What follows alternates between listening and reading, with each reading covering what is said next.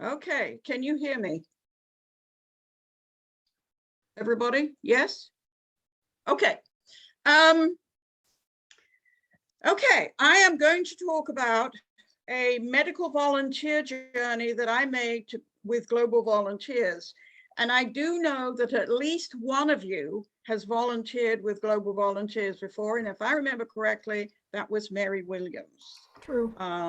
I think she did it in the Appalachian area, if I'm That's correct. My sister's good. done a couple too. Yes. Has anyone else volunteered with Global Volunteers in this group? Okay. I found them to be a very good volunteer group. Some volunteer groups are just not very, you give them your money and then they throw you out there and leave you to it. Or the other kind, or the kind that you go with them and then they go in and they try to dictate everything. You need to do this, you need to do that, you need to do the other.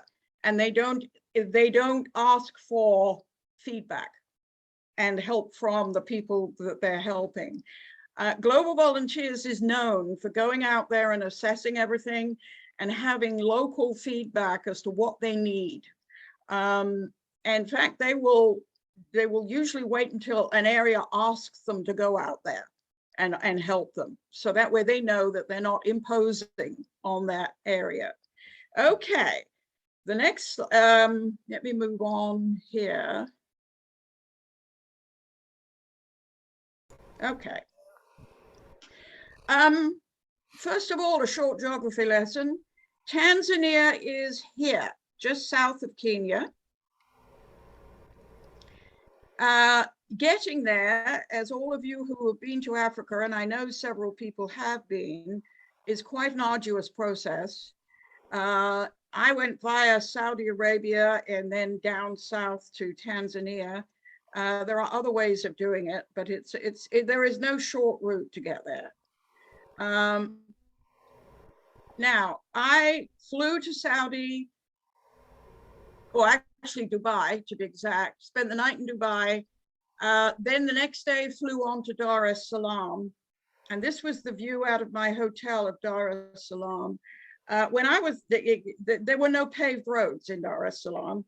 So it used to be the capital of Tanzania, but that's now been moved to another city. But it's striking how there are no paved roads that were obvious to me, and the airport was up a very rutted road as well. It was interesting.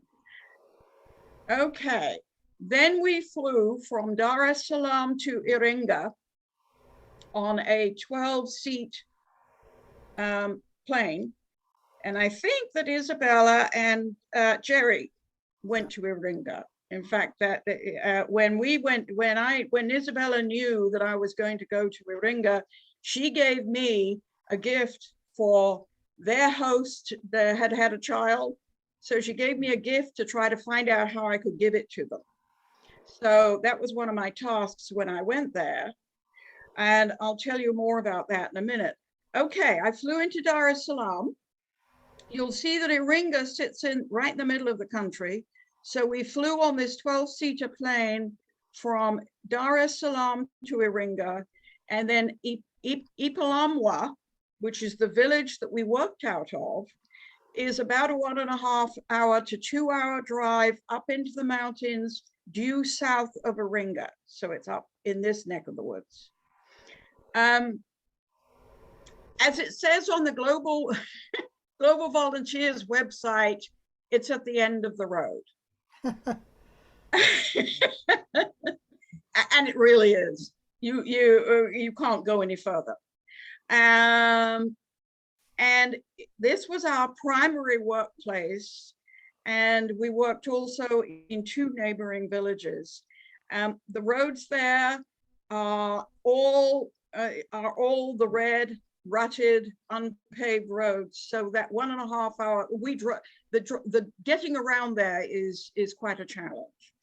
Okay, I'm going to talk about what the program is that I worked on. children in that area, well, in a lot of developing countries, don't get what they need for the first 2 or 3 years of their lives in utero, and then also for the first 2 or 3 years. So they develop a thing called stunting. We all know that those first few years are extremely valuable. If they don't get enough nutrition, if they don't get the stimulation they need, if they don't get, if they're plagued with illnesses, they never seem to catch up. And so this is a program, and it was being started in 3 villages at the point that I was there. I went there, I was on about the 3rd or 4th mission trip out there after they began it. So it was really new when I went out there. Basically, stunting is preventable. You can give adequate food, good nutrition, effective protection from disease, just exactly what I've talked about, and parental teaching. And the window begins when they're in utero. If it's not stopped from at about the second, but before the second birthday, it's very often permanent. So this is why this program is so very important. Now, the program is organized in that the volunteers can go for 1 to 3 weeks, and the donation they pay covers their keep while they're there, and also provides some of the ongoing funding for the continuation of the program. They have they have full-time staff who work there all year round. They may not have volunteers all year round, but they have full-time staff. And the full-time staff are doctors, nurses, case managers, drivers, gardeners, and other staff. And the volunteers offer their services covering many aspects. Teaching conversational English, nutrition education, classroom teaching, healthcare, home visits, parental workshops, business skills for the co-ops, and repair and maintenance of the buildings, and just everything else in general. It's a very all-round program. Okay, this shows you some of the countryside. It's beautiful. It's gorgeous country. The red dirt is gorgeous, but very, very bumpy and really bad on the joints. Okay, now here I have, this is a video, and I turned on the sound, so hopefully you can hear it. There won't be very much sound. This is a video of the accommodation and the compound when I was there. I will go ahead and start it. And these are where the volunteers lived. We were very, very fortunate. This building is where staff were living. A little further on down here to the right is the clinic and the hospital. That was all in development. It was not yet open when we were there. And on the right here is the building, whoopsie, was the building, and I'm going to do the next one I'm going to do, we'll show you it around the other way. That was the building that was on, I'm back here where the volunteers stayed. Over there, in front of you, is the building where we gave all our presentations. And the kitchen is there.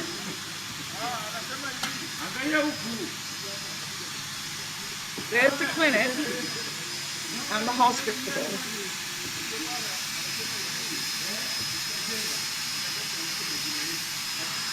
And there again is the accommodation that the staff had. So, I mean, they were putting a large amount of money into this. And I was there about the 3rd or 4th session. Okay, this is what it looks like now. Wow. Yeah. I went to the website, actually, the Global Volunteers website today, because I thought, I wonder what it looks like. I would love to see it, what it looks like now.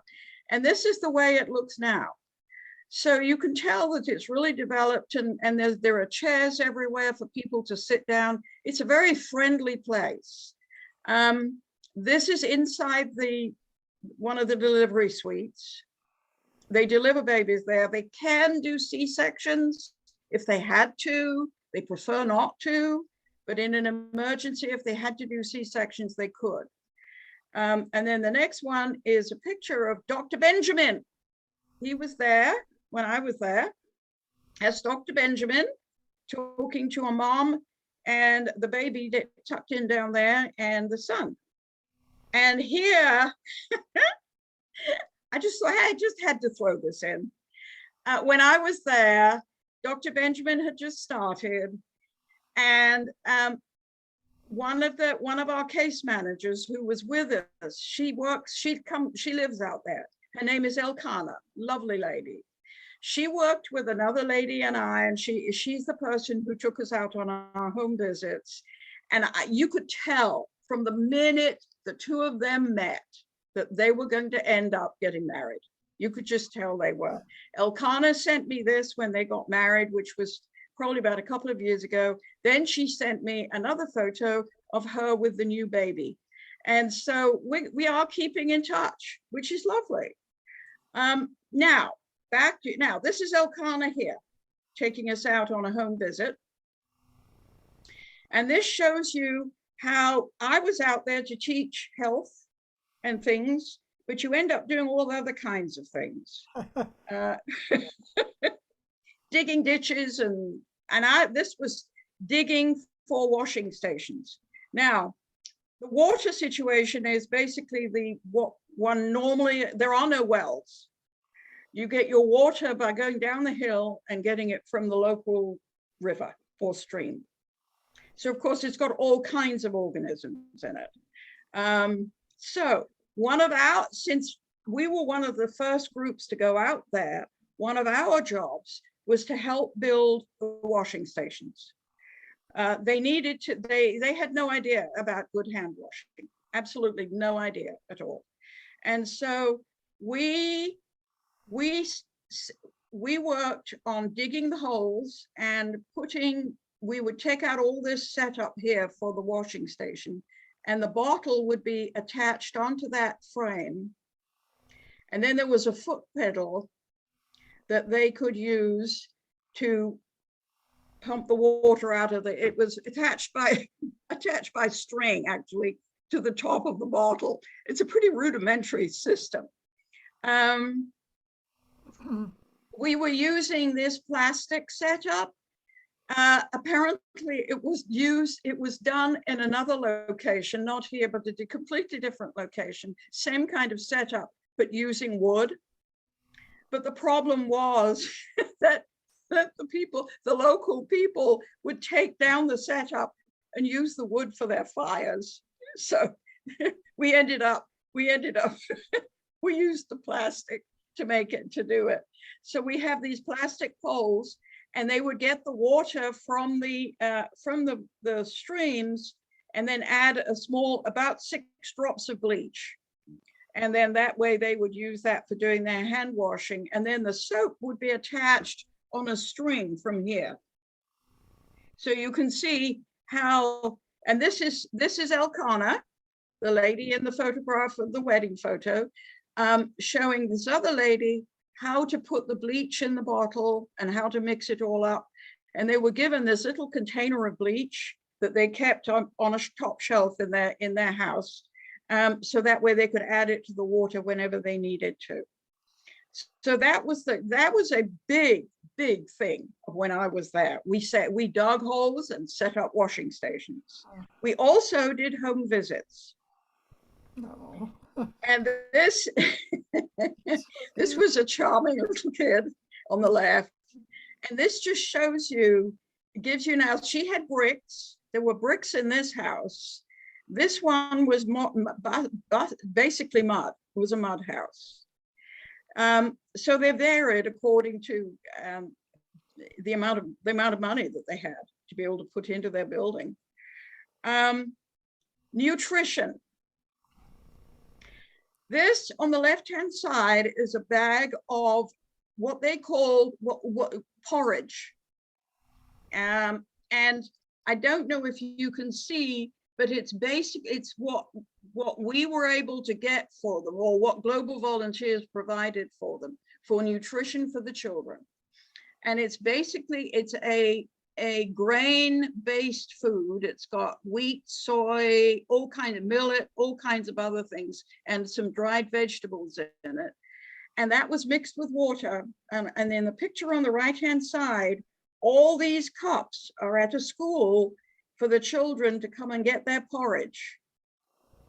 So it was mixed up at school, and each kid would get their cup. I don't know how frequently these cups were washed. And they would put the porridge in there, and that would be one of their meals. This is another lovely photo. I love this one of this little girl. She was about 3 or 4, and she just was doing a wonderful job of carrying her stuff on her head. She was so serious about it. The women worked very hard, very, very hard. This is on the right-hand side is a group of school kids, and they were in line waiting for their porridge. You will notice that they're wearing a uniform. And we had questions about that because we asked, who provides the uniform? These people don't have enough money to get food and things like that. So how do they provide the uniform? And we were told, and I still do not understand that system, we were told they had to somehow afford it. And if they could not afford the uniform, their child would not go to school. Oh my gosh. Which seemed terribly punishing to me. I did not understand it. I asked several people, why? What, this doesn't make sense.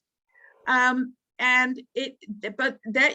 I was told that's their system. It seemed, I suppose maybe it's their way of making sure the children really want to go to school or something, or the family wants them to go to school. It didn't make sense to me. Okay. This is in the classroom of the building that you saw at the side of the compound. And this is a hand washing class that I was teaching. This is one of the other volunteers on the left-hand side here. We always had one person teaching, one volunteer teaching, another local staff member translating, and then we'd have another volunteer to the side in case, because a lot of the mothers would come with their babies. And so if the baby started crying and the mother was trying to focus on the hand washing, etc., then the volunteer would help out and take the baby so that they could actually hear. And then this, this was just completely unplanned. At the end of a class, this was what they did. Oopsie, sorry. Let me go back.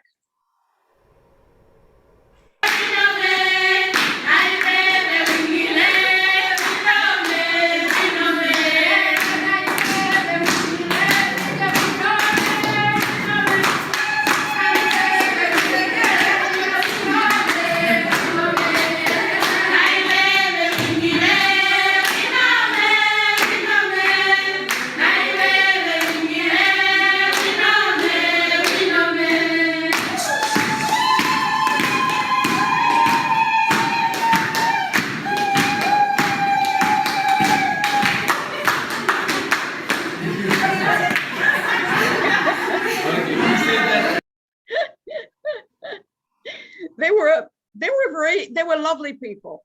They are just lovely people. Okay, and then I was there for 2 weeks. During the weekend in the middle, we took a trip off and we went out to Ruaha National Park. It's a small national park, not very well known. So for that reason, it's very uncrowded. There were very few people there, which is wonderful. And this was us taking a photo of a couple of us taken at the lodge. And this is a photo of a lion who had just eaten, thank goodness. We were this close, and it was kind of frightening. And we were in open vehicles. And I think that's it. Mm-hmm. So I'm questions, people. I've got one question. Yeah. So Felicity, so about how many volunteers were there when you were on your 2-week stint? There were about 10 of us. Were there any And men? I mean, young man, were there any men there? I mean, volunteers? There were 2 men, the rest were women. And the son, because it was such a new program, the son of the founder of the program was there to try to set up some of the computers, and because he was a techie guy. So he was, which was quite a challenge because it was so remote, it's a little difficult to do that. But yeah, there were, that was the mix. How many people live in those villages?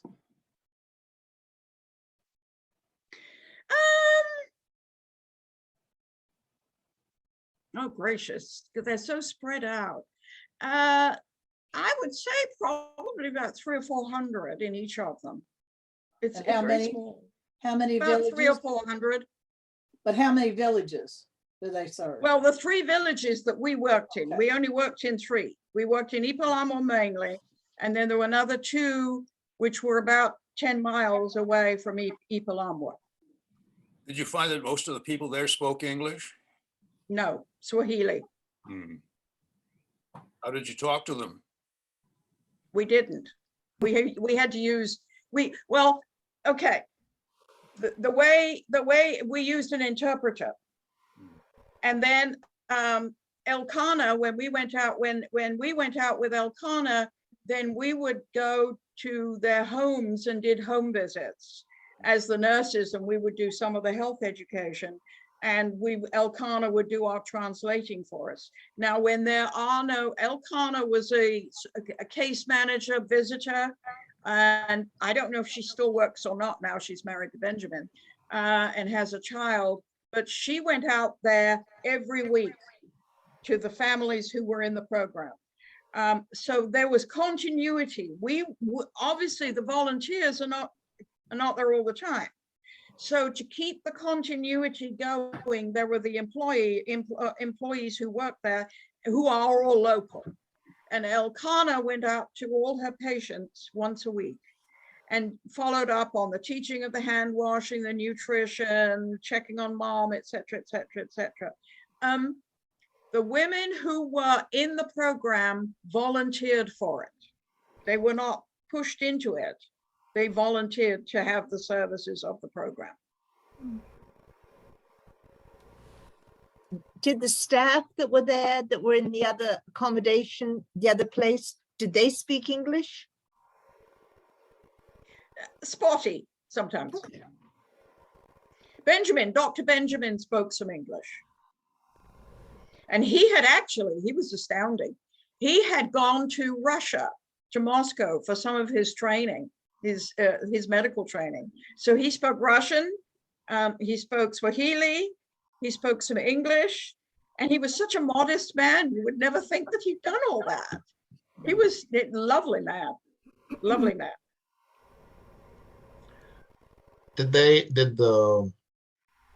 Okay, so the global volunteers organized all this stuff, and what they do is they hook up with different places around the world. Okay, so the program where you were, did they give you all any information as to what sort of impact they've been able to have, even just from the clean water stuff, or any of the other activities or sub programs? Yes, they're just now beginning to get, it takes a long time to get that effect. They are beginning to get information because it's now 3 years since I was there 3 years ago. So it's now 3 years, and they are beginning to notice some change. It's not much, but they're continuing to get their funding. They get funding from local churches.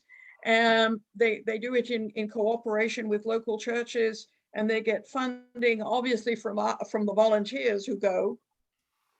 And then they get funding, I think they get grants from different organizations, and they're continuing to get all their funding. So I kind of assume that if they're getting their funding, they're producing good results. Mhm. Maybe not a good assumption, but Do you know? yes, Mary. Do you know if this program has spread any to other places? Yes, that's right. I read that they has now opened up, I think, in about 2 or 3 other villages. Mm-hmm. So they are gradually opening it up. It Yeah. is very, very remote there. Yeah. It's up at about 7,000 feet, and it's just little villages spotted around. Yes, but it is opening up. Do the people live in huts or what kind of homes? In huts, in huts. Yeah, we saw some of them. What do they, Yeah. Brick and how do I'm they sorry. make their money? yeah, what do they do for a living? I mean, what do they do for a living? Farming. And who do they sell the maize to and the rice? Or There are markets that they can take it to, but it's very difficult to make money because they're so out in but then they don't have very much to buy either. If you school think about it. uniforms? Yeah. School Yes. uniform? That's true. They do make money by selling in other larger villages down in Iringa and places like that, but it's a long way to get to Iringa. Yeah. It's a very difficult situation trying to make some money. And yes, the school uniform business, I did not understand at all, and I never got a straight answer. Yeah. So their transportation costs almost wipe out probably anything that they make Yeah. because they've got to haul it down there unless they're Yeah. hauling it down there. So did you see any farm animals, pack animals or anything like that? How would they, or little carts or anything? I saw some there were donkeys. But they mostly carry it and then they're broken down looking vans.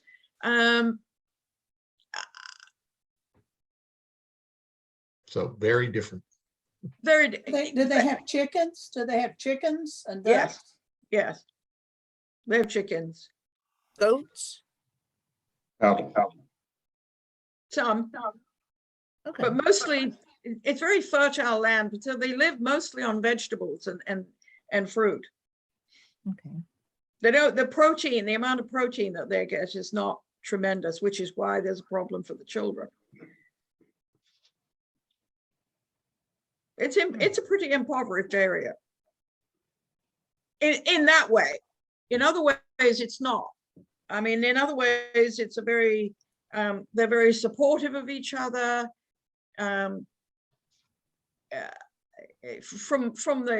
the nutrition education, I mean, there are schools, obviously, because they have to get the uniform. So I mean, but it's very impoverished from the point of view of the nutrition and health information, but it's not impoverished from the point of view of the support for each other. And do you see what I mean? It's just completely different They from, have fun, they dance. yeah. They seem happy. Yeah. Yeah, it's just, well, I mean, several of you, I know Mary's been to Africa. Julia, you've been to Africa. It's just very, very different. Patty, you've been to Africa?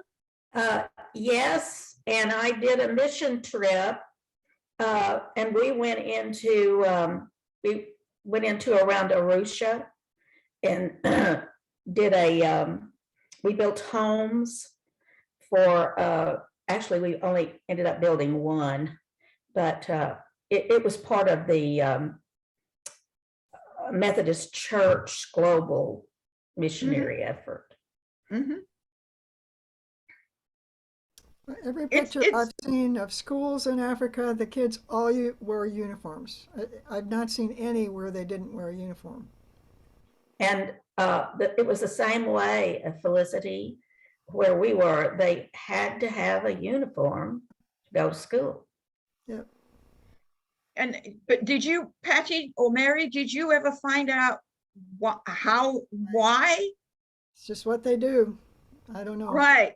Where we were, they had to. They have uniforms. they had to wear uniforms too. Where was that, Mary? The schools we saw, they had to wear uniforms too. Right. And all the children, even the little girls, had very, very short cut, you know, basically their heads were shaved. Mhm. So it was hard to see girls and boys because they also had sort of similar uniforms. But of course they did that so you can get Uh, But bugged. even here, I older know that when girls- my Afghan kids first moved here and they had to wear uniforms to our schools, and I was concerned because they have 4 little boys. And I was concerned about them having enough changes of clothes. And the mother just explained to me, again, through a translator, through my oldest mentee speaks English and Pashto. And they explained, Mama just washes out our shirts and shorts every night. They wear the same uniform all week long. Mhm. And Mom just washes it out every day. Well, at the school we visited, it depended upon how old they were. They all wore uniforms, but the boys usually had shorts and like a polo shirt.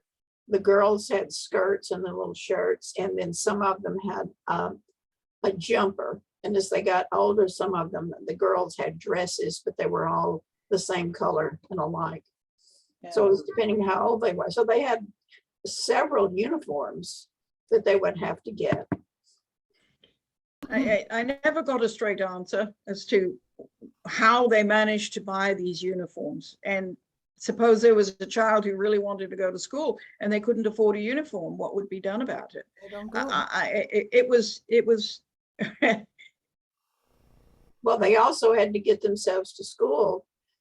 And some of them had bicycles and others had to walk, and they would have to walk miles to get there. oh yeah. Mhm. And does Global Volunteers run those schools? No, those are done locally. I think mostly by churches. I can't even remember the little town we were in, but one of the things that I saw was that the children were they were teaching them English. Now I've been down there twice, so this was so at any rate, they spoke English, and they were they spoke both languages. And so they were teaching them English in the classroom. You know, where we were, the children were learning English and they spoke it. So they had 2 languages. They had their own language, and then they also spoke English, some better than others, but they were still learning English. And we took teaching materials there. And of course, all of that was in English, and they sent us a list of things that they needed. So I know we took maps and we took notebooks and pencils and just very, very basic supplies. Nothing Yes.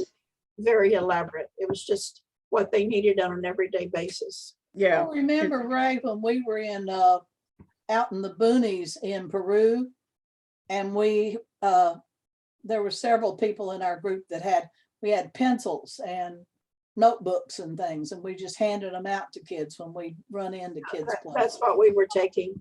And I took several maps that I had. Once I knew we were going, I get maps. I'm on Doctors Without Borders mailing list. So, you donate to them, you get stuff forever. And they always sending you maps. So once I knew we were going, I started saving those maps. They were world maps. And I took several of those and gave them to them because they come already folded up. Yeah, my sister, who did a Global Volunteers trip into Ghana for 4 weeks, she was in a little fishing village on the coast. And one of the things that she brought was a balloon that she could blow up, and it was a map of the world on it. And so she was showing them, where they lived and where Africa was and where she lived all the way around the other side. And they were just fascinated with it because they didn't even know that they lived in Africa. They were very, very localized. This was an open air school, and she said that the goats and the chickens were just, passing through all the time. They were sitting on the floor. It was very, very primitive. But even the teachers were so interested in this globe, and they didn't know the world was round and that there were countries on the other side. And this is very primitive. And that, they were all just amazed at this. And even their local teachers didn't know that. And I found that. Yeah, Yeah, Yeah. we show them where we live too, so that they could see where they were, and then they could see where, of course, we were all from the States, but from different parts. Mhm. Yeah, they Sure. were too. yeah. I mean, and there were some of our group, about 2 of our group were teachers. I mean, because we were a mixed group. I was medical, which meant I went and dug holes for the for the washing stations, and then I also taught the first aid class, and I taught the hand washing class. But there were a couple of the volunteers were teachers, so they went into the schools, and God bless them, they would have as many as 40 or 50 kids in one room. Wow. Here we were at this school, the teacher, it was a private school this woman had founded. And she was so proud that that year, for the first year, every child had their own textbook. They didn't have to share that year. That was quite An accomplishment for that little school. that was an accomplishment. Yes. Well, if you were talking about that, sanitizing the water for hand washing, I would assume that you're also teaching them to sanitize the water that they're drinking. Yes, yes. No. Boil it. Yeah, to boil it. Every single bit of water. Yes, that was also being taught too. Yeah, and Elkanah, when she went out, she had everything in a notebook, and she would follow up with her continuing of teaching. So I did a lot from the point of view of which group to go and volunteer with. I did a lot of research before I went on which groups are good to go with and which group, and Yeah. I found, I think that generally Global Volunteers was very good. They go in and they work with the communities. They don't go in and dictate to the communities what they are supposed to be doing. They work with them at their level. So they're a good, I think they're a good organization. I would go and volunteer with them again. I don't know if I would go back to Tanzania. Those roads were pretty rough, but I would go somewhere else with them. And they're all over they're in several locations. Right. I put a link to their website in the chat, and about 2/3 of the way down, there's a map of the world, and it shows like a little flag of the various places where they're doing projects, and the Tanzania one was one of them. And they're, all through Asia and Europe and South America. There's one in Cuba, there's one in St. Lucia, and it looked like there might even be some in the US and Canada. There are. There's needs for people all over, that's the thing, it's not just there. Yeah, they work with some of the Indian tribes in this country. And they also, I noticed, and this is a new one, working down on the coast of Texas with groups down there. So they don't just work out of the United States, they work in this country as well. Where were the other volunteers from that were working with you? They were all from the US, all from the United States, yes. The one that I went on and the 3 that my sisters did, they all, for every volunteer that Global Volunteers sent, they also had to, the town had to, or village, had to supply a volunteer. So it was a buy-in project. If you want this, you have to contribute to it. So when the project that I was working on, we had like a dozen people, but there were a dozen people from the community there working right alongside with us every day too. So I think that's something they do regularly. I don't know if they did it in yours. And where did you go and what did you do? I went at the turn of the century. You remember how everybody thought the world was going to come to an end when we turned 2000. It was that week between Christmas and New Year's, and it was in a very small rural community just south of Smoky Mountain National Park. If you know where the Blue Ridge Parkway comes, it turns and goes west, and where it ends, it's right off of that road. And there's an old school there that was abandoned, and they were sending the kids to a bigger town. This was in Stokoe Valley, North Carolina. And so they were taking this old school. It had a little auditorium in it, and classrooms, and they were using. We were refinishing the school. It was just used for storage. So we were taking out all this junk out of there and painting and getting it ready for classroom space, because they were teaching the ladies in that area to weave on looms that were provided from some source, I'm not sure where. But then they were also selling things there. They were having festivals during the summer, some music things, and they had a little store. So once they finished their classes on weaving, the ladies could take these looms home, and they would have a way to make a living, to be making things to sell in this store, and when these groups came in. And I did visit later, so I was painting and scraping paint walls and that sort of thing up on a ladder. Came back through there a couple years later because I go to visit my children in that area. So I wanted to see what had happened since then. We were the first group there. There had been 2 other groups, I think, since after that, and it was well landscaped, and I could see all the classrooms and everything looked to be in great shape, and it was fun to see too what could be done with it. If you ever saw the movie Nell, it was filmed right near there, and we stayed with people in the community. We stayed on a dairy farm, and the lady was a potter, and the husband was a dairy farmer, but they sold their cheese and milk and stuff locally. Who was it that took Isabella's present to Africa? Was it you? I did. Felicity? Yeah. Did you get it to the lady? I did. Well, I got it to, okay. There is a place in Iringa, which is kind of a general meeting place. It's a coffee house. I'll be honest with you, I don't remember. Do you remember its name, Isabella? Oh, Not you're offhand, muted. but I can No. look it up. Anyway, it's one of those, it's a coffee house, store. It's just one of those general everything. And we managed to somehow, Isabella told the family that I was going to be bringing a gift. They told the owner of this coffee shop. So then when I was in Iringa on the way down, we had to go down through Iringa to go on the safari. I took the gift with me and went to the coffee shop, talked to the owner of the coffee shop, gave it to him. And then he apparently, as far as I'm aware, he said, "Oh yes, I know all about it." And he took it, he gave it, and he gave it and passed it on to the family. So yeah.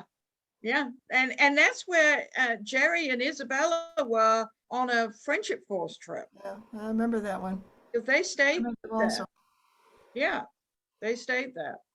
Oh, one thing I can add about that, the trip that I did, on New Year's Eve, when we were turning from 1999 to 2000, they had a big bonfire in the schoolyard, and all the volunteers from the community and the Global Volunteers community, I ushered in the new year and did fireworks and stuff in the schoolyard at midnight. So that was kind of fun. Nothing bad happened. When we were in Jamaica on that Friendship Force thing that we did, that Dale Klosterman went on with us. Dale and Edward and myself and people from all over the United States and Canada went down to build greenhouses in Jamaica. I remember. Yeah. And that was, one of the things they did is they had we went to a school and they had drummers from our group, and the kids started dancing, and then Edward got up and started dancing, and the lady that ran the school got up and started dancing with him, and we got all the kids up and we were all up there dancing. We were having a good time. Yeah. Any other questions or comments? Wasn't Tanzania a German colony at one time? Ooh. I think it may have been. It was also British. Now, which way? Well, Kenya is British. Kenya was definitely British. I think maybe Tanzania. Well, Well, All right, let's see who can get to their Google history book first. yeah, okay. So there's the Maasai live in northern Tanzania, and they're north and west, and they're cattle farmers. Yeah. And because they eat meat, they tend to grow taller. Yeah, they're really tall. Jump. And Jump. they make good Um, basketball players. Runners. um, And runners. And runners, yeah. it was, according to this, yes, you're right, Art. It was German, it was a German protectorate. And it was all considered as part of German East Africa. And then during the World War I, Britain captured the German holdings. Oh, Mhm. And so then it became a British, which became a British mandate under the name Tanganyika Territory. Mhm. And then it became Tanzania when it became independent. So when we went out into Western Tanzania, there were German people from the zoological place, the zoos in Germany, studying the animal migrations and that kind of thing.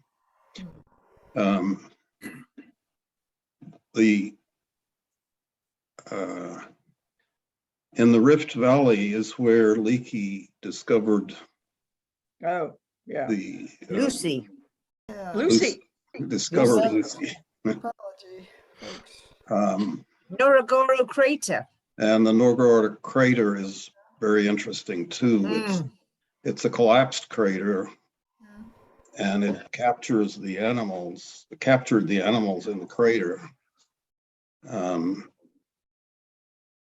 And they had no predators. Well, Hardly any. I think there are predators in that. Well, they're, but nobody, everywhere. Yeah. right.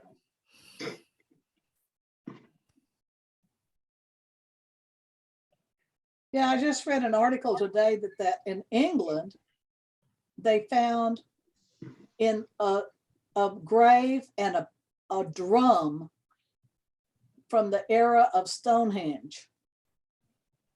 And the drum is all marked with these spirals and other things. And then they found this grave, and it's 3 children, and they're all like, it's the older child, it's like he's hovering over the other 2, and they don't know. They were all like cuddling up together in a grave, and they don't know, of course, what happened, but it's the same era of as Stonehenge. So they're discovering more and more stuff even still. Did they find it near Stonehenge, or do you know whereabouts in England they found it? I'd have to look. Okay. I'll look and see. So what's the mountain in Tanzania, Julia? Kilimanjaro. Kilimanjaro. That's near So- Arusha. Uh, That's on the border of Tanzania and Kenya, Yeah. and it's tall. And when I was over there, I was in a little one of those planes like Felicity mentioned, and I was the only passenger on the plane. Oh my gosh. And there was a pilot and a co-pilot and me. Oh my goodness. And it was kind of, I'm sure, slightly illegal, but because they knew I was who I was, they 3 times went around Kilimanjaro so that I could get a good view of it. That must have been stupendous. That was. It was kind of misty, actually, because we were high up, and I don't know exactly how, it's pretty tall. Oh, yeah. Exciting. I wasn't at all scared or anything. It was just exciting. Oh, no, I like that small plane. It was interesting. Yeah. Fun. It was interesting, though, to be right there. The co-pilot and the pilot were constantly talking to somebody. It was not put it on our automatic pilot and just go. You know, they were talking to the ground and, Mhm. you know, All right, and I mean, we can stay on if there are any other questions. If not, I'm gonna stop the recording, but the meeting's gonna continue. All right, anybody have a last pressing question? good job, Felicity.